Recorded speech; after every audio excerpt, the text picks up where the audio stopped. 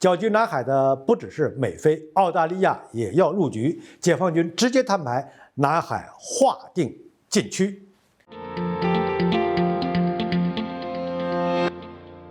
各位朋友，大家好，我是严树军，欢迎收看严树军论评。今天我们论评的主题是美菲澳想在南海巡逻，谁给的勇气？如果要用一个词儿来形容最近这段时间中非关系的发展，我觉得用震荡下跌这个词儿就相当的贴切。原因无他，在南海问题上，菲律宾可谓是贼心不死，一条心的跟着美国混。最近还把澳大利亚拉入伙，想在南海搅动风云，到底是谁给的勇气？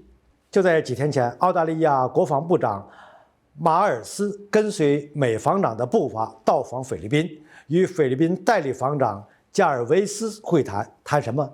南海联合巡逻。用更直白的话来说，他们谈的就是要侵犯中国对南海诸岛的主权，而且要堂而皇之的对我们的主权进行侵犯。当然，我们也很清楚这件事的根源不在澳大利亚身上，关键还是美国。前段时间，美国国防部长奥斯汀访问菲律宾，除了向菲律宾要了4个军事基地供美军使用外，奥斯汀说的最多的就是要重启美菲南海联合巡逻。根据美国国防部发布的消息，在回到美国后，奥斯汀再一次强调了美菲在南海问题上的态度，深化美菲防务合作，恢复在南海的海上联合行动。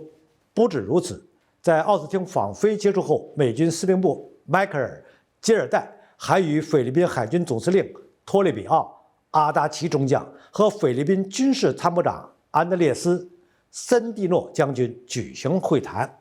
会谈的主要议题仍然是美菲在南海上的联合巡逻，这就能看出来美国对这个南海联合巡逻相当重视。但为什么会这样呢？美国为什么对这件事这么上心？美国的官方说法自然是遏制中国军事扩张，但在私底下，美军司令迈克尔·吉尔代透露了真相。